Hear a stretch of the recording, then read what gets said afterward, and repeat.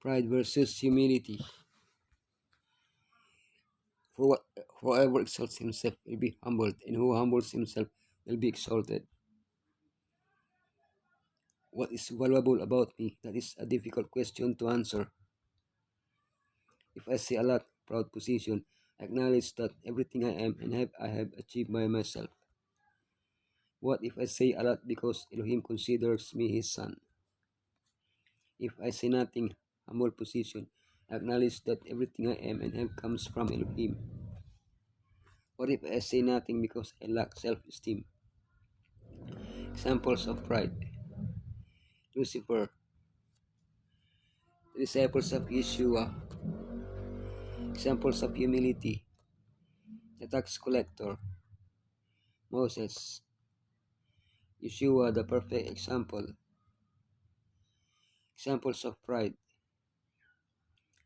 Lucifer, for all that is in the world, the lust of the flesh, the lust of the eyes, and the pride of life is not of the Father, but is of the world. If we speak of pride, we must speak of the one in whom this feeling first arose, Lucifer. He decided not to be content with his position, but wanted to ascend to a higher one. In time, he desired to be so exalted that he longed to occupy the very throne of Elohim.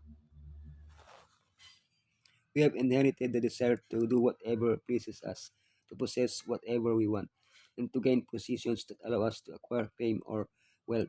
That is what the world offers us. But not all aspiration is pride.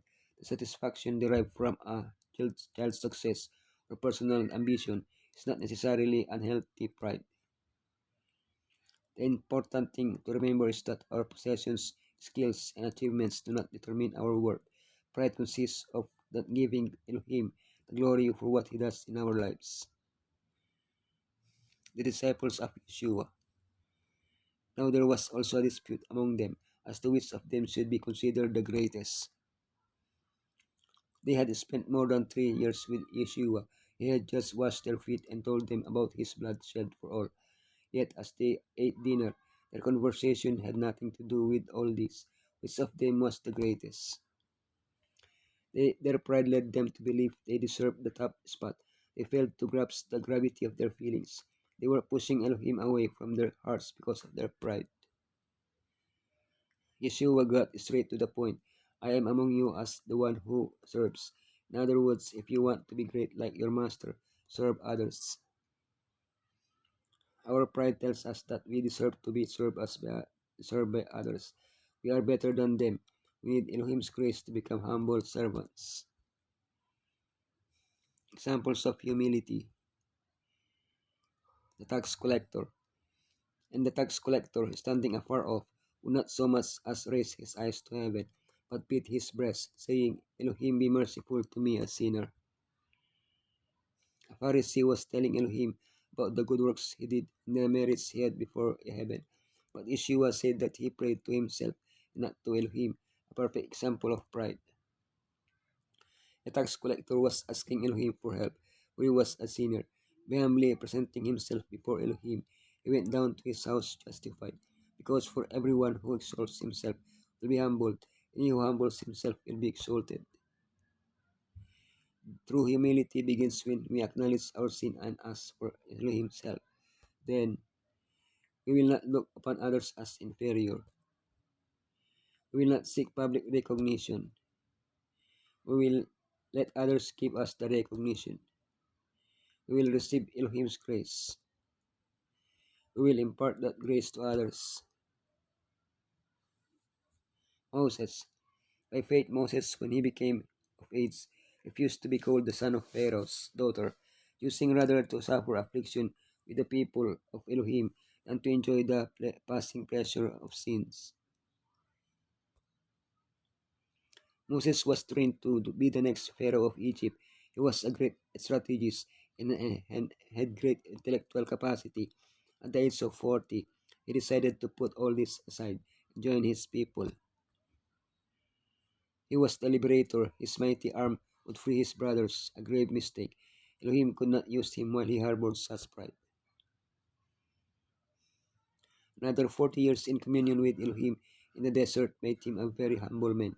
A way could be used by Elohim to send plagues across the sea, receive the Ten Commandments, speak directly with Elohim, strike the rock. He was even able to humbly accept the punishment for his act of pride, taking credit for what he did.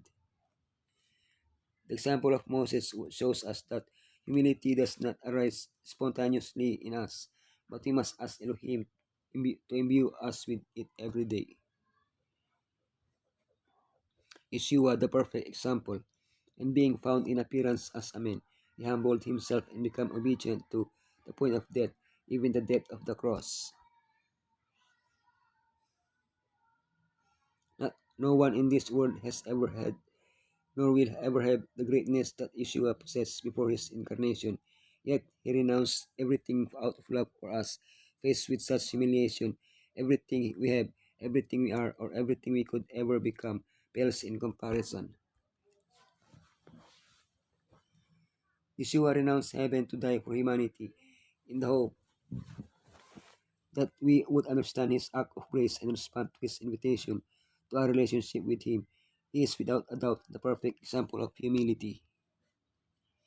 Let this mind be in you, which was also in Messiah Yeshua. Following his example, let nothing be done through selfish ambition or conceit, but in lowliness of mind. Let each esteem others better than himself. Let each of you look out not only for his own interests, but also for the interests of others. Lord, I will praise you, Lord, with all my heart.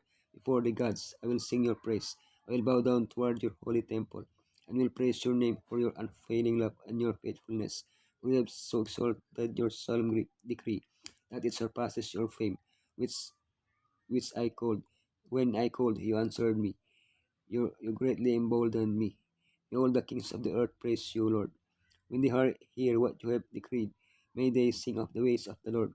For the glory of the Lord is great. Though the Lord is exalted, he looks kindly on the lowly. Though lofty, he sees them from afar. Though I walk in the midst of trouble, you preserve my life. You stretch out your hand against the anger of my foes. With your right hand you save me. The Lord will vindicate me. Your love, Lord, endures forever. Do not abandon the works of your hands. The self-love, self-exaltation, and pride there is greatness, but in humility there is great strength.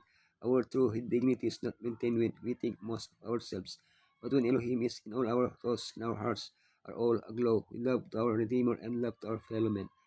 Simplicity of character and lowliness of heart will give happiness, while self-conceit will bring discontent, repining, and continual disappointment. It is learning to think less of ourselves, more of making others happy that will bring to us divine strength.